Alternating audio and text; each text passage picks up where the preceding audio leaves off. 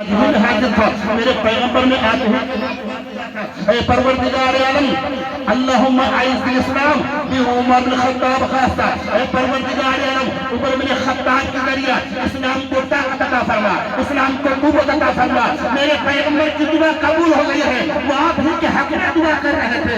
اتنا سننا تھا تمام صحابہ کا فتویٰ ہے، پورے صحابہ کرام مل جل کر کے ایک اجتماعی طور پر نعرہ بلند کر دیتے ہیں، تو نعرہ لگانا یہ صحابہ کرام کی سنت ہے۔ سبحان اللہ سبحان اللہ۔ پہلا نعرہ لگا تھا عمر فاروق اعظم کے ایمان لانے پر تمام صحابہ خوش ہو جاتے ہیں۔ امیر حمزہ بھی ایمان لا چکے تھے، تمام صحابہ خوش جاتے ہیں۔ اجتماعی طور پر سب لوگ نعرہ بلند کرتے ہیں۔ نعرہ بلند کرنے کے بعد میں اللہ اکبر، حضرت عمر فاروق اعظم ایمان لے کے آتے ہیں، داخل اسلام ہو جاتے ہیں، بارگاہ رسول میں آتے ہیں۔ اللہ اکبر، اور جیسے ہی سیدنا عمر فاروق اعظم بارگاہ رسول میں پہنچے بھی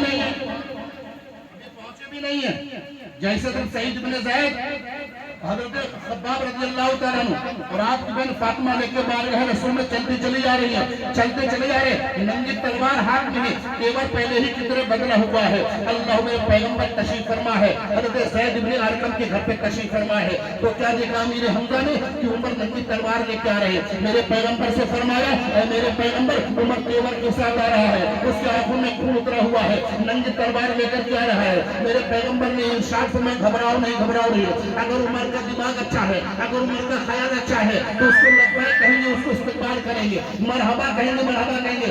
اگر اس کا تیور بدلا ہوا ہے، اس کا ذہن گندا ہے تو عمر کی تلوار ہوگی، عمر کی گردن ہوگی۔ سبحان اللہ۔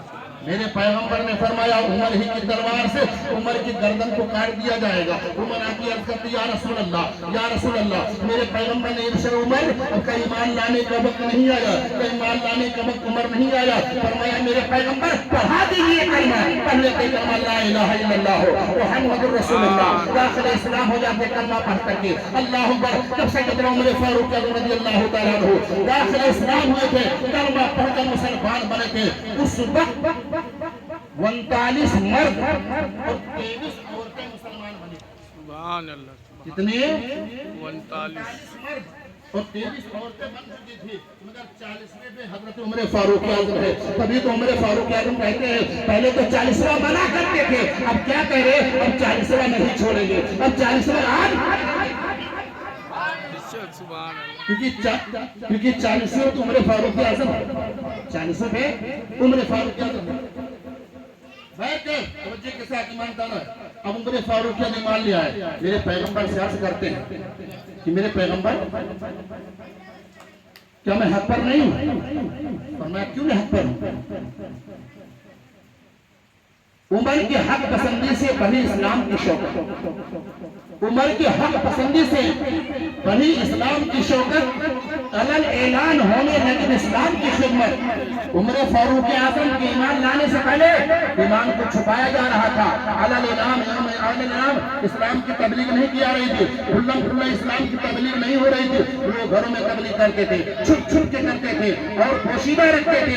مگر جب حضرت فاروق اعظم عمر خطاب ایمان لاتے ہیں تو اسلام کو ظاہر کر دیا ہے، اسلام کو علل اعلان ظاہر کر دیا ہے، اور کلمہ پڑھنے کے بعد میں جانتے ہو سب سے پہلے کس کے پاس جاتے ہیں؟ اپنے ماموں ابو جہل کے پاس۔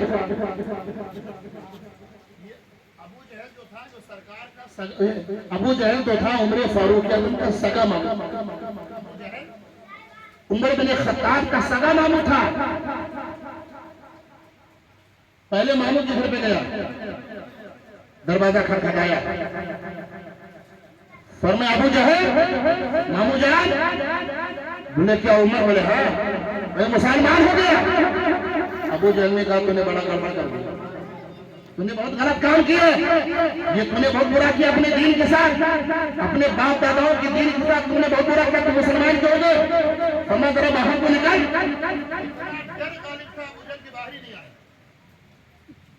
بھاگے سے اتنا ڈر رہا تھا ابو جہل، کیونکہ ابو جہل بڑا طاقتور تھا۔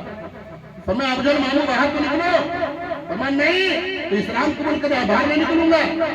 کافی دیر کھڑے رہے، حضرت عمر فاروق اعظم اب مکہ کے گلی گلی میں جا رہے ہیں، ایک بڑے سردار تھے ان کے گھر پہ گئے، وہاں پر بھی آواز دیا، میں کون؟ میں عمر، میں کیا ہوا کیسے آئے؟ میں مسلمان ہو گیا ہوں، خدا کی وحدانیت اور رسول کے رسالت کا اعلان کر رہا ہوں، باہر نکلو، عمر کو دیکھو، میں نہیں باہر نہیں نکلوں۔ عمر فاروق اعظم پورے مکہ میں ننگی تلوار